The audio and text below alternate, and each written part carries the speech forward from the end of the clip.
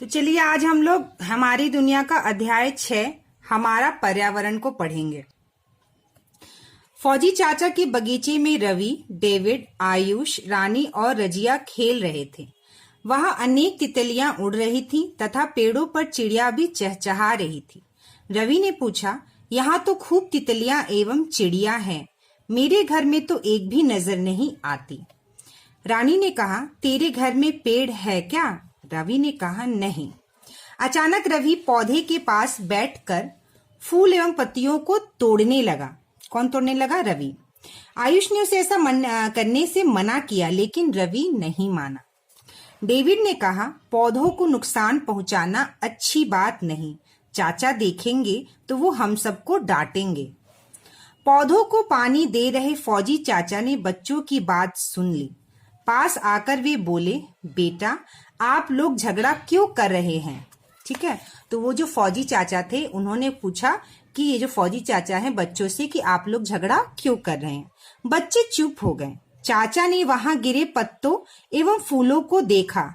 ये सारी बात समझ गए। वे सारी बात समझ गए। कौन? फौजी चाचा सारी बात समझ गए कि बच्चे आखिर आपस में क्यों लड़ रहे हैं, क्योंकि रवि जो था वो पौधों के पास बैठकर फूल और पत्ते तोड़ रहा था, जिसने डेविड ने उससे ऐसा करने के लिए मना किया और उन बच्चों के बीच में लड़ाई हो गई। तो चलिए अब हम लोग आगे बढ़ते हैं। उन्होंने सभी बच्चों को अपने पास बैठाया और पूछा, बेटा इन्हें किसने तोड़ा? किसी ने जवाब नहीं दिया। चाचा ने कहा, देखो बच्चों, ये पेड़ हमारे जीवन के लिए आवश्यक हैं। पेड़ पौधे, नदियां, पहाड़, जंगल, ये सभी हमारे पर्यावरण के अभिन्न अंग हैं। तो पर्यावरण क्या होता है बच्चों? जो हमारा आसपास का वातावरण है, ठीक है, वह सब कुछ क्या होता है? पर्यावरण होता है। ठीक है, जीव जंतु, पेड़ पौधे, मिट्टी, जिससे हम चारों ओर तरफ से घिरे रहते हैं, जिस पर हम एक दूसरे को प्रभावित करते हैं, उसे पर्यावरण कहते हैं। ये किसी न किसी रूप में हमारे जीवन को प्रभावित करते हैं। चाचा ने रजिया से पूछा, बताइए अगर पेड़ पौधे नहीं होंगे तो क्या होगा? रजिया बोली, चाचा हरियाली नहीं होगी। डेविड बीच में बोल उठा, हमें फल, सब्जियां, अनाज कुछ भी तो नहीं मिल पाएगा। मतलब अगर पेड़ पौधे नहीं होंगे तो हमें कुछ भी खाने पीने की चीजें नहीं मिल पाएंगी, हमें अनाज नहीं मिल पाएगा। तभी आयुष बोला, वातावरण में बढ़ रहे कार्बन डाइऑक्साइड को भी तो पौधे ही ग्रहण करते हैं। ठीक है, तो वातावरण में जो कार्बन डाइऑक्साइड होता है उसे कौन ग्रहण करता है? पौधे ग्रहण करते हैं। ठीक है, तो पौधा क्या करता है बच्चों? वो ऑक्सीजन देता है और हम लोग उस ऑक्सीजन को गैस के रूप में लेते हैं सांस से, और फिर कार्बन डाइऑक्साइड हम लोग छोड़ते हैं, जो कौन ग्रहण करते हैं? पौधे ग्रहण करते हैं। अगर पेड़ पौधे नहीं होंगे तो सभी जगह कार्बन डाइऑक्साइड की मात्रा अधिक हो जाएगी और हमारा सांस लेना भी मुश्किल हो जाएगा। तो जो कार्बन डाइऑक्साइड का स्तर जब बढ़ जाएगा गैस वातावरण में, तो हमें क्या कठिनाई होगी बच्चों? हमें सांस लेने में कठिनाई होगी। रानी ने कहा, मेरी मम्मी तो कहती हैं कि कपड़ा भी पौधों द्वारा प्राप्त कपास से बनता है। तो अंडरलाइन करिए, कपड़ा भी किससे बनता है बच्चों? कपास से। ठीक है, जो कपास होते हैं, कपास के जो पौधे होते हैं, उससे जो है कपड़े बनते हैं। रवि बोला, हाँ, कागज एवं रबड़ भी पेड़ पौधों से प्राप्त पदार्थ द्वारा ही बनाए जाते हैं। तो कागज, जिस कॉपी और एक किताब जो हम पढ़ रहे हैं, यह भी पेड़ पौधों से ही बना है। चाचा ने कहा, बिल्कुल ठीक।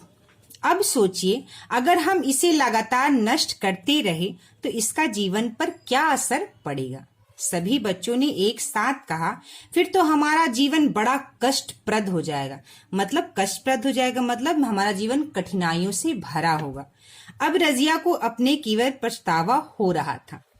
चाचा ने कहा, आइए हम सब मिलकर एक काम करते हैं। यहाँ पे लिखा है बच्चों, अपने दैनिक जीवन में हम जिन वस्तुओं का उपयोग करते हैं उनकी सूची बनाते हैं। सबने मिलकर सूची बनाई। तो हम लोग दैनिक जीवन में क्या क्या उपयोग करते हैं? पानी का उपयोग करते हैं, खाना खाते हैं, हम लोग जो है किताब, कॉपी, कपड़े, बहुत सारी चीजें हैं, बहुत सारी वस्तुएं जो हम अपने दैनिक जीवन में उपयोग करते हैं। अब देखिए यहाँ पर देखिए एक चित्र दिया है बच्चों, प्राकृतिक के जो है यहाँ पर देखिए पर्यावरण पर्यावरण के घटक। तो पर्यावरण के दो घटक होते हैं, एक प्राकृतिक घटक होता है और एक मानव निर्मित घटक होता है। ठीक है, कितने घटक होते हैं बच्चों? दो घटक। प्राकृतिक घटक में 4 घटक होते हैं। ठीक है, प्राकृतिक घटक के कितने घटक हैं? 4। स्थल मंडल मतलब जमीन, सजीव मंडल यानी कि इस मंडल पे जितने जीव रहते हैं, सजीव मंडल, जीव जंतु पेड़ पौधे, जल मंडल जो पानी से भरा हुआ है, और वायुमंडल जो वायु से घिरा हुआ है। तो 4 हमारा मंडल है, स्थल मंडल, सजीव मंडल, जल मंडल और वायुमंडल। पर्यावरण के घटक में जो मानव निर्मित है उसमें उद्योग, सड़क, पार्क, स्मारक, पुल, इमारतें जो मानव द्वारा निर्मित किए गए हैं। ठीक है, तो पर्यावरण के 2 घटक होते हैं बच्चों, प्राकृतिक घटक और मानव निर्मित घटक। तो चलिए अब हम लोग आगे बढ़ते हैं। वायुमंडल में कई प्रकार की गैस, धूलकण एवं जल वाष्प उपस्थित रहते हैं। तो क्या है बच्चों? वायुमंडल में कई प्रकार की गैस, धूलकण एवं जल वाष्प उपस्थित रहते हैं। ठीक है, तो वायुमंडल पृथ्वी के चारों तरफ जो वायु है उसे वायुमंडल कहते हैं। ठीक है, वायुमंडल की गैस से अजैव पर्यावरण के उदाहरण हैं। तो वायुमंडल की गैस जो है वो अजैव पर्यावरण के उदाहरण है। अब आपको यहाँ पर एक शब्द आ रहा है अजैव, तो अजैव किसे कहते हैं? ठीक है, तो देखिए बच्चों, अजैव का अर्थ होता है जो प्राण या जीव संबंधी न हो, और जैव का अर्थ होता है जीव संबंधी या जीवों से उत्पन्न होने वाला। ठीक है, तो मैं और आगे बताऊंगी, मैंने नोट्स भी बनाया है इस चैप्टर का, तो मैं और आगे बताऊंगी कि जैव और अजैव में क्या अर्थ होता है। तो गैस जो है वो अजैव पर्यावरण है क्योंकि यह जीव से संबंधित नहीं है, इसलिए अजैव है। क्या? गैस, वायुमंडल में गैस। पेड़ पौधे एवं जीव जंतु मिलकर सजीव जगत का निर्माण करते हैं, इस मंडल को जैव मंडल कहा जाता है। तो देखिए यहाँ पे जैव मंडल भी आ गया। पेड़ पौधे एवं जीव जंतु मिलकर सजीव जगत का निर्माण करते हैं, इस मंडल को जैव मंडल कहा जाता है। तो प्रकृति का जो है 2 है घटक, अजैव पर्यावरण और जैव पर्यावरण। ठीक है, तो अजैव जो है वायुमंडल की गैस जो है वो पर्यावरण के अजैव पर्यावरण के उदाहरण है, और जो पेड़ पौधे जीव जंतु मिलकर जो सजीव जगत बनाते हैं, इस जगत को जैव मंडल कहा जाता है। मतलब जैव मतलब जो जीव से संबंधित हो, और अजैव का अर्थ जो जीव से संबंधित ना हो। सभी पेड़ पौधे जीव जंतु एवं मानव जीवित रहने के लिए अपने पर्यावरण पर ही आश्रित होते हैं। कैसे आश्रित होते हैं बच्चों? जैसे पेड़ पौधों पे हम लोग आश्रित हैं, अनाज, फल, फूल हमें पेड़ पौधों से मिलता है। हम पेड़ पौधों से ऑक्सीजन लेते हैं और कार्बन डाइऑक्साइड छोड़ते हैं। पेड़ पौधे जो है वह सूर्य की प्रकाश से और कार्बन डाइऑक्साइड जो हम लोग छोड़ते हैं वह लेकर वो अपना खाना बनाते हैं। जीव जंतु जो है एक दूसरे पर आश्रित रहते हैं। ठीक है, एक जीव दूसरे जीव को भी खाता है, एक जीव जो है वो घास भी खाता है, मांसाहारी है, शाकाहारी है। तो इस तरह से एक दूसरे पर क्या होते हैं बच्चों? निर्भर रहते हैं। सजीवों का आपसी एवं पर्यावरण के बीच की परस्पर निर्भरता परितंत्र कहलाता है। तो यहां से लेकर पूरा परितंत्र की परिभाषा जो है, परितंत्र किसे कहते हैं? हमने यहाँ पे पूरी परिभाषा ये परितंत्र की है। परितंत्र किसे कहते हैं बच्चों?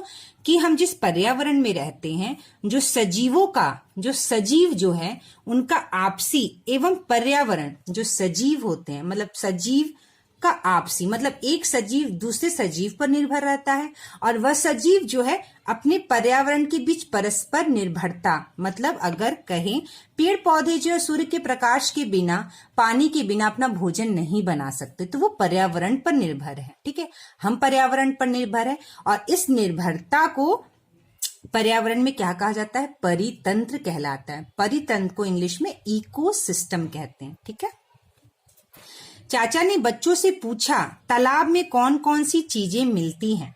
बच्चों ने सोचा और बताया, पानी, मछली, बत्तख, बगुला, मेढक, कीड़ा, घोंगा, जोंक, काई, पानी की वनस्पति इत्यादि।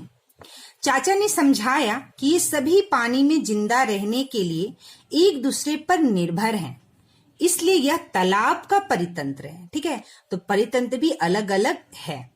जैसे कि पानी में जिंदा रहने के लिए जितने भी जीव जंतु हैं एक दूसरे पर निर्भर करते हैं और यह तालाब का परितंत्र है।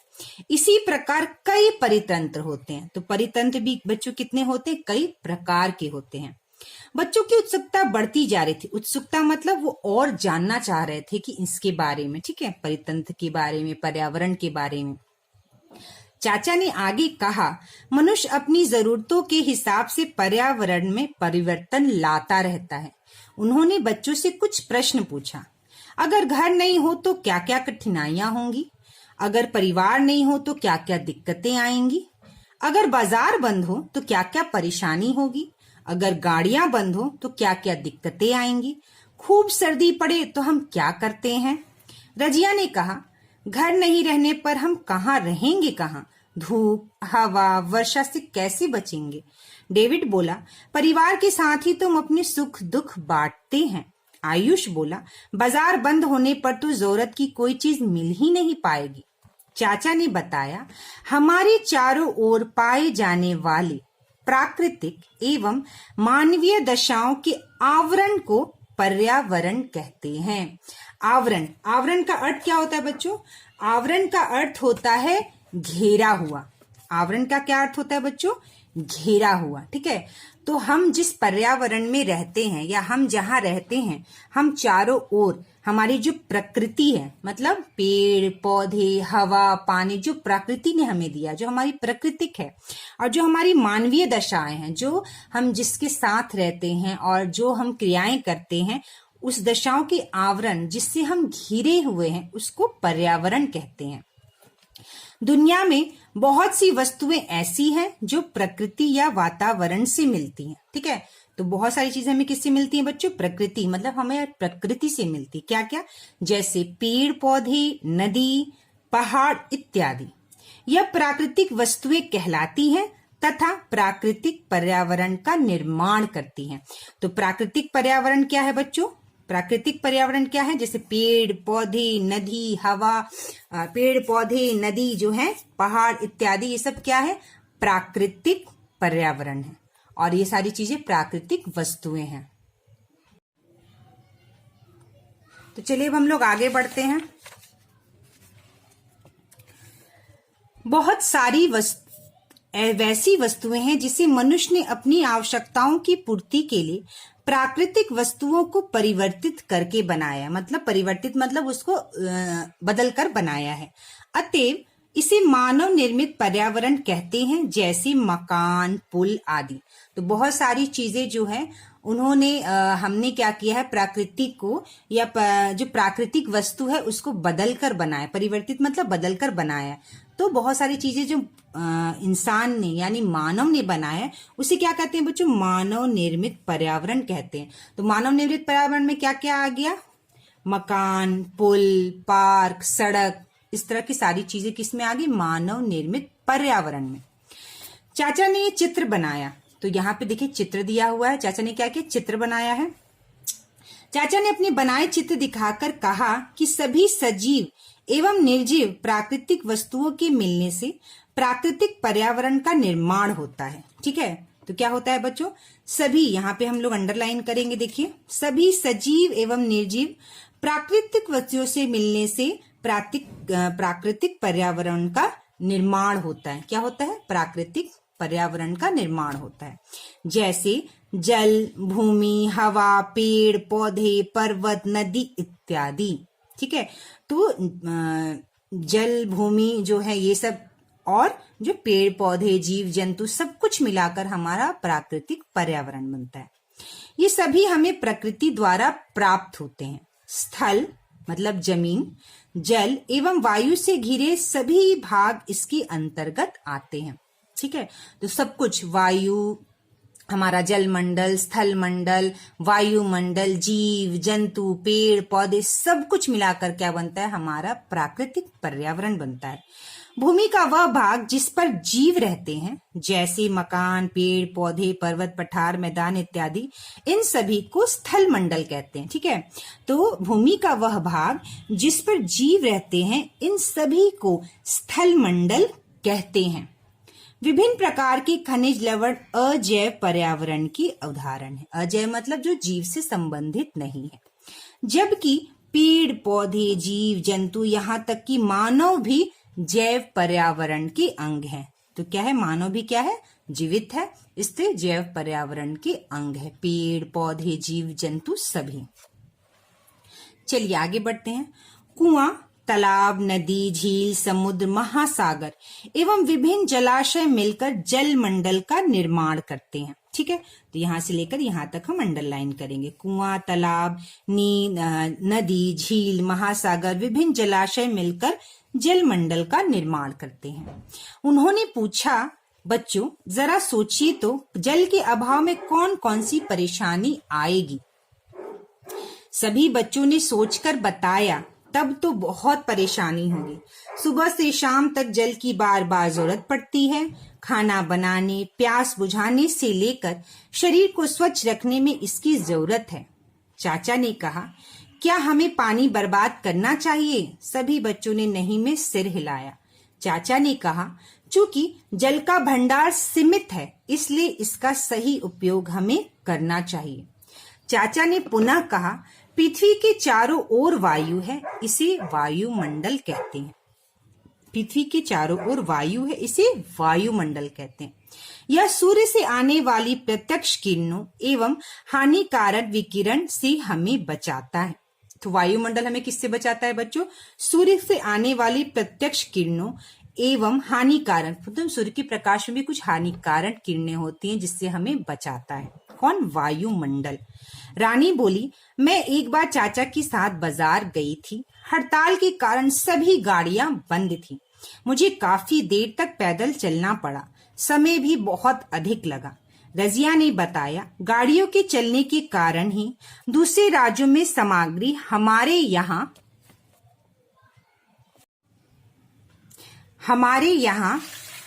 आती है और हमारे यहाँ की सामग्री दूसरी जगह जाती है। यात्रा कर हम दूसरे के रीति रिवाज एवं संस्कृति को भी जान जाते हैं। हमें एक दूसरे से यही जोड़े रखते मतलब हम एक दूसरे से जुड़े हुए रहते हैं। यात्रा से हमें विभिन्न जानकारियां मिलती हैं। फौजी चाचा बोले, बच्चों मनुष्य ने अपने जीवन को आसान बनाने के लिए अपने आसपास के पर्यावरण को अपने अनुसार बदला है। उन्होंने पूछा, बच्चों क्या हमें पर्यावरण को नुकसान पहुंचाना चाहिए? सभी बच्चों ने एक स्वर से कहा, नहीं चाचा, हमें इन्हें नुकसान न पहुंचाकर इसकी सुरक्षा करनी चाहिए। समाज में तरह तरह के रीति रिवाज, परंपराएं, उत्सव आदि देखने को मिलते हैं। शादी ब्याह के अवसर पर खुशियों में शरीक होना, छोटों को प्यार एवं बड़े बुजुर्गों का सम्मान, ये सभी हमारी संस्कृति पर्यावरण के अंग है, सांस्कृतिक पर्यावरण के अंग है। ठीक है, मुलाकात होने पर अभिवादन के तरीके, खुशियों को व्यक्त करने के तरीके, शोक प्रकट करने के भाव, पर्व त्योहार पर गाए जाने वाले मंगल गीत, पहनावा, विशेष प्रकार के पकवान, ये सब संस्कृति की पहचान है। किसकी पहचान है बच्चों? हमारे संस्कृति की पहचान है। यही सब मिलकर सांस्कृतिक पर्यावरण का निर्माण करते हैं। तो सांस्कृतिक पर्यावरण भी है। तो सांस्कृतिक पर्यावरण क्या है?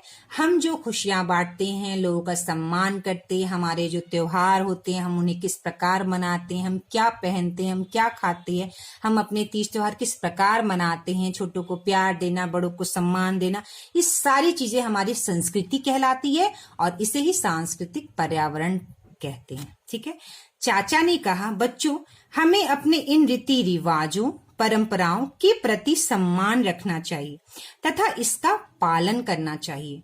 सबने चाचा की बात पर सहमति जताई। चाचा ने भी सभी बच्चों को शाबाशी दी और फिर से अपने काम पर लग गए। तो चलिए अब हम लोग इस अध्याय का कुछ शब्द का अर्थ और परिभाषा को नोट बना लेते हैं, जिससे आपको समझने में आसानी होगी। पर्यावरण। पर्यावरण शब्द हिंदी के दो शब्द परि तथा आवरण से मिलकर बना है। परि का अर्थ होता है चारों तरफ तथा आवरण का अर्थ होता है घेरा। इस तरह से पर्यावरण का अर्थ है चारों तरफ से घिरा हुआ। ठीक है, तो पर्यावरण का क्या अर्थ होता है बच्चों? चारों तरफ से घिरा हुआ। पर्यावरण को ही हम लोग इंग्लिश में एनवायरमेंट कहते हैं। तो यह पर्यावरण का शाब्दिक अर्थ हुआ। ठीक है, इसको आप जरूर नोट करके परिभाषाओं को और शाब्दिक अर्थ को अपनी कॉपी में नोट जरूर बनाना चाहिए। ठीक है, मैं अपने स्कूल में बच्चों को नोट्स जरूर बनाती हूँ, उसके बाद प्रश्न उत्तर हम लोग करते हैं। तो किसी किसी अध्याय का नोट बहुत इंपॉर्टेंट होता है। यहाँ पे पर्यावरण की परिभाषा, तो पर्यावरण की परिभाषा कैसे लिखेंगे, क्या बताएंगे हम?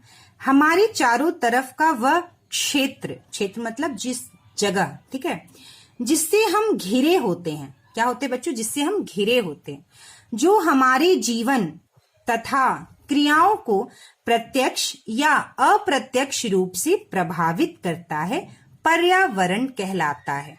ठीक है, तो यह पर्यावरण की परिभाषा। मतलब हम जहां रहते हैं वहां पेड़ पौधे, जमीन, हवा, पानी, हमारे लोग, मकान, घर, जो भी सारा हमारा जो क्षेत्र है जिससे हम पूरी तरह से घिरे हुए हैं, जिससे हम प्रत्यक्ष मतलब जो दिख रहा है, अप्रत्यक्ष मतलब जो दिख नहीं रहा है, रूप से हमें प्रभावित करता है। ठीक है, और उसे हम पर्यावरण कहते हैं। तो यह है पर्यावरण की परिभाषा। अब देखिए पर्यावरण के घटक, तो पर्यावरण के घटक कौन कौन से हैं? तो यहाँ पे देखिए इस तरह से माइंड मैपिंग करके पढ़ाई अगर करेंगे तो हमें ध्यान रहता है। पर्यावरण के घटक, तो पर्यावरण के दो घटक हैं। पहला है प्राकृतिक घटक और दूसरा है बच्चों मानव निर्मित घटक। तो पर्यावरण के दो घटक हैं, प्राकृतिक घटक और मानव निर्मित घटक। अब देखिए प्राकृतिक घटक में दो घटक होते हैं। प्राकृतिक घटक के भी कितने घटक होते हैं बच्चों? दो घटक होते हैं। कौन कौन से? जैविक घटक और अजैविक घटक, जो हम किताब में अभी पढ़े हैं। तो जैविक घटक क्या होता है? सजीव प्राणी, जंतु, पादप, पेड़ पौधे, जो सजीव होते हैं वो जैविक घटक कहलाते हैं। और अजैविक घटक क्या होते हैं? निर्जीव पदार्थ, जो निर्जीव होते हैं, जो सजीव नहीं होते हैं। जल, स्थान, वायु, प्रकाश, मृदा मतलब मिट्टी, ताप, गैस, खनिज, लवण, ये सभी अजैविक घटक हैं। ठीक है, तो पर्यावरण के दो घटक हैं, प्राकृतिक मानव निर्मित, और प्राकृतिक घटक हैं जैविक और अजैविक। और मानव निर्मित घटक हम पढ़ चुके हैं, जैसे मकान, घर, सड़क, पुल, ये सारी चीजें जो मानव ने बनाई हैं, इसे मानव निर्मित घटक कहते हैं। अब हमने एक और पढ़ा था अभी किताब में, परितंत्र किसे कहते हैं। तो परितंत्र का अर्थ होता है इकोसिस्टम, इंग्लिश में से इकोसिस्टम कहते हैं। तो इसकी परिभाषा क्या होगी? सभी पेड़ पौधे, जीव जंतु एवं मानव जीवित रहने के लिए अपने पर्यावरण पर ही आश्रित होते हैं। मतलब सभी जीव जंतु, पेड़ पौधे, मानव जो हैं, जितने जीवित हैं, वह जो है एक दूसरे पर्यावरण पर क्या है बच्चों? आश्रित होते हैं। मतलब उन पर उनके सहारे जीते हैं। ये एक दूसरे पर निर्भर करते हैं, मतलब एक दूसरे पर निर्भर रहते हैं। जैसे पेड़ पौधे से हमें खाना मिलता है तो हम पेड़ पौधों पे निर्भर हैं, हमसे कार्बन डाइऑक्साइड मिलता है तो पेड़ पौधे हमारे पर, हम लोगों पे निर्भर हैं। तो इस तरह से निर्भर रहते हैं। सजीवों का आपसी एवं पर्यावरण के बीच की परस्पर निर्भरता परितंत्र कहलाता है। ठीक है, तो ये हो गई परितंत्र की परिभाषा। यहाँ पे दो शब्द जो है किताब में हमने पढ़े, अजैव का अर्थ और जैव। अजैव क्या होता है? जो प्राण या जीव संबंधी न हो, और जैव का अर्थ होता है जीव संबंधी या जीवों से उत्पन्न होने वाला। तो ये हो गया आपका नोट्स, जो जरूरी है याद करना और लिखना। आप इसको लिख लीजिएगा। नेक्स्ट वीडियो क्लास में बच्चों हम लोग, ये है जो इसका अभ्यास, नेक्स्ट वीडियो क्लास में हम लोग इसका अभ्यास और यहाँ पर प्रश्न उत्तर जो है हम लोग प्रश्न उत्तर को बनाएंगे।